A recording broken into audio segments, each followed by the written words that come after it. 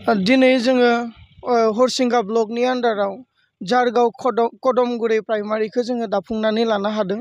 दिनै जारगाव कदमगुरि प्राइमारि बडि आइजो गांखं लाइमोन गांखं मोनथामबो कमिटिफोरखौ जोङो दाफुंनानै लानो हादों।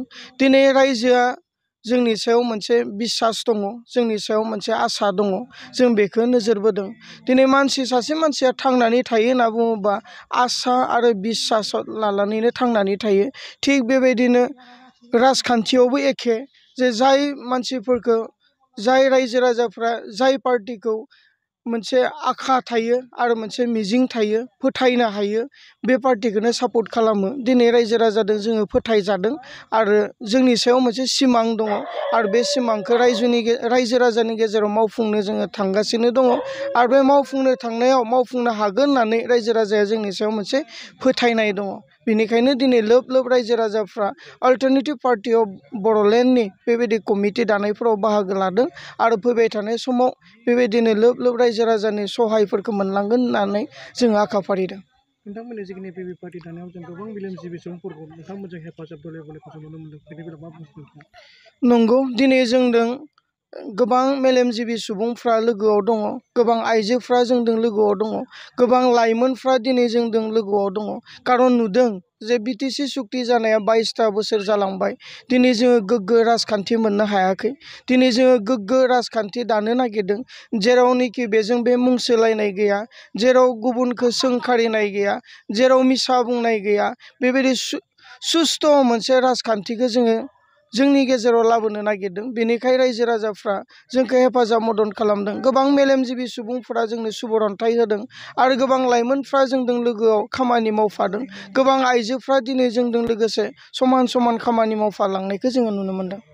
दिनै जिखिनि नोंथांमोननि बे प्राइमारि दानायाव जों गोबां महिलाफोरखौ फैनायखौ नुदोंमोन। बेजों लोगोसे माखासे इस्युस वुमेन्सफोरनि थाखाय जिखिनि मोनथाम एकर्ड जाबाय, बिएसि बिटिसि बिटिआर एकर्ड, मोनथाम एकर्ड जानायनि गेजेरजों जिखिनि महिलाफोरनि थाखाय जेब्ला प्रेगनेन्सि जायो अब्ला गोबाङानो माने आउट अफ दि बिटिआर थांनो गोनां जायो, नाथाय गावनि स्थायी जायगायावनो सुबिदाखौ मोननो हायाखै। नोंथांमोना मा बुंनो सानो बेनि बेलायाव?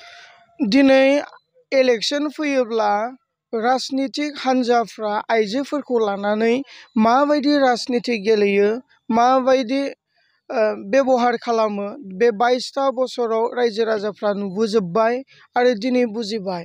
इलेक्सन खाथि सफैयोब्ला प्रल'भन होयो, सेल्फ हेल्प ग्रुपआव फैसा होगोन, बा सोरनोबा बोरमा फिसा होयो, सोरनोबा मोसौ फिसा होयो, सोरनोबा अमा फिसा होयो, बेबायदिहै बा अबेबा समायाव खुन्दुं थफ्ला होदों, अबेबा समायाव साथा होदों, सेखा रुवा होदों, बेबायदिहै राजखान्थि गेलेनायखौ जों नुबोदों। नाथाय दिनै जोङो आइजोनि गेजेराव खामानि मावनानै मोनसे बाथ्राखौ जोङो बुजिनानै मोनदों।